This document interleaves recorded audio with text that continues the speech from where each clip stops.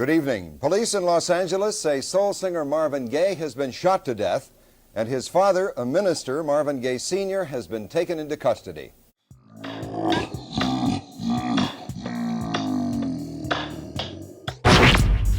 I know you gonna dig this. Get funky with me.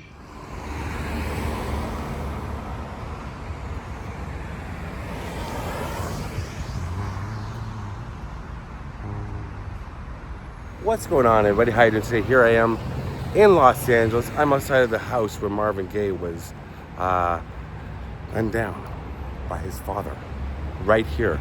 But there's something about this location that I never knew about, and I want to make a separate video about it because I just found out the other day, and I've made a lot of videos from here that I've never put up because I always find out something new to add to this story. And I'm finally putting this one up. It's June, it's 2025. Let me tell you what I knew about this. So on April 1st, 1984, this guest house right here, right above here, that apartment, sorry the lighting's so bad, it's the time of day I'm here. So right there, that guest house, Marvin Gaye's brother and his wife were living there the same day he was shot here. They heard the shots. So if you watch, I just did a video about Marvin Gaye's shooting and his death. It's the video right before this. They came running over. They're right. It says they were next door. They weren't right next door. They were on the same property. They were living up there. And this is where it gets weird because Frankie wrote in his memoir that Marvin Gaye's final disturbing statement was, "I got what I wanted. I couldn't do it myself, so I made him do it." Apparently, this is according to Frankie and his other siblings, they said Marvin Gaye planned his own death and had it this way. By having his father shoot him, the plan was three parts. His father, Marvin, passes away. That was part one. His father goes to jail for the rest of his life. So that's revenge on his evil, abusive father. And three, the mother would be able to get away from the abusive Marvin Gaye Sr. That's what they said. I didn't really know all that. I don't know how much of that, I mean, that's what the siblings say. And that's what Frankie said was Marvin's last words. Because I read it first, I said that he was here, Frankie came over to the house, and I also read that Marvin gave a deathbed confession. But that would mean that's the father. But when I read closer, I said no. But what it was Marvin Gaye Jr. said that confession to him that he planned it. That was his final words. I didn't know much about Frankie, his brother, but we are going to go visit his grave. He's buried here in Los Angeles. So that's something to think about, that he said that that's what his brother said to him. I don't know what's true and what's not really. There's a book by Frankie that I want to read called My Brother, I believe, and I want to read it and find out more if I can find it. All right, let's go up to Hollywood Hills, Forest Lawn. That's where Frankie Gaye is interred. And this is the house where Marvin Gaye was shot.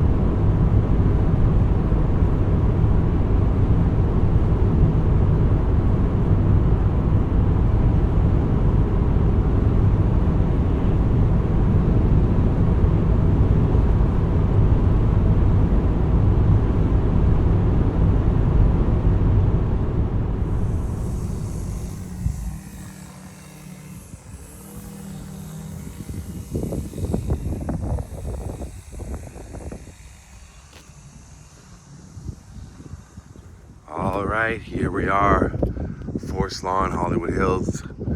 You've seen me here many, many times, but every time I come, there's a lot of people I haven't visited still.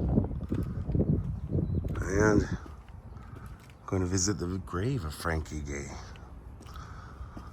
He's here.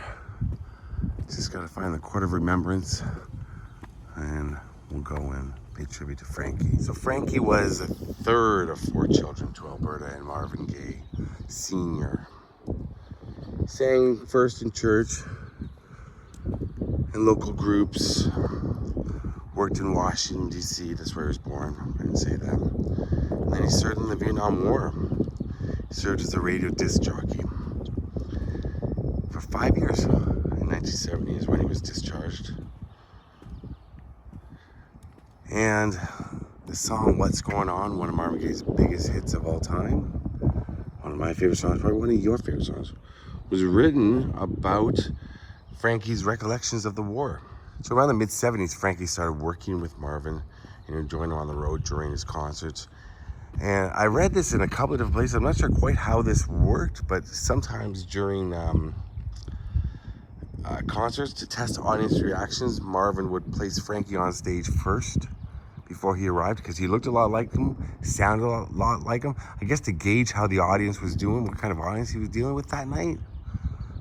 I thought that was odd, but, you know, okay.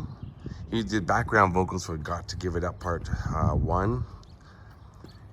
And he was co-writer for the soundtrack for a film called Penitentiary, which I've never seen. I'd like to see it. I think he's in here. I'm not sure. So in 1972, he relocated here to Los Angeles, and that's where he married his first wife. They had 2 children. Then he had 3 more children with his second wife. And he wrote a book called Marvin Gaye, My Brother, but it was released posthumously in 2003 because he died of complications following a heart attack at the age of 60. I thought he was in here. May not be. He's in the Columbarium of Providence. So what else is there? There's Liberace right there. I'm not sure where the Columbarium of Providence, Columbarium of Radiant Dawn is over there. Did I just pass Frankie's? The Columbarium of Providence might be here, actually. As well as I know this cemetery, there's always something, always a new area, possibly that I haven't been in. Columbarium of Remembrance. Remembrance. Yeah, I'm gonna keep looking around. I know I'm in the right area though. I can tell by, I know he's in the Court of Remembrance, and that's where I am. Oh, I know. Oh, I have a feeling I know. Right here. Yeah. Columbarium of Providence. I've been in here for a few people. Right beside the Columbarium of Tranquil Memories. So Frankie Gaye, his ashes are interred somewhere here.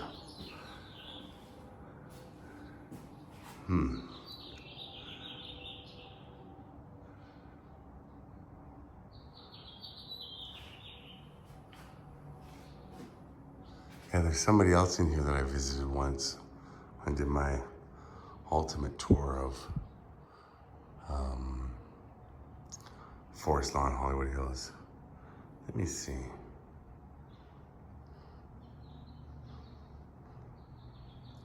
See right here? Frankie, there he is. I was looking at him the whole time. Frankie Gaye, November 15th, 1941 to December 20th, 2001. We love you, Daddy. Your wisdom and music will live forever in our hearts. Wow. I believe he recorded 3 albums in total. He was a good singer. I've watched some clips of him, and I've listened to some of his music. And I mean, of course, he was overshadowed by his brother's success and his brother's fame, but he was good. And he re-recorded What's Going On. And yeah, he had a great voice too.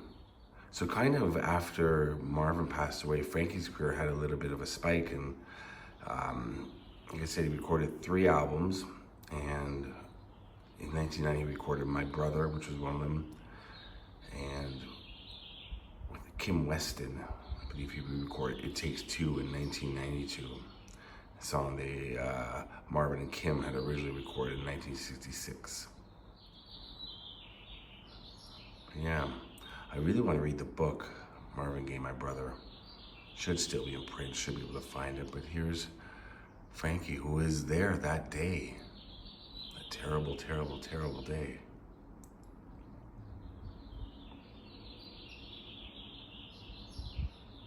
April 1st, 1984. He was in that apartment above the garage. I never knew that. Wow. Rest in peace, Frankie. I can't remember. Everybody here is important, whether they're famous or not. But there is somebody else famous in here that I've put into a video before. It's very difficult to remember especially when they're the smaller ones. The niches, it's hard to tell. Hard to remember.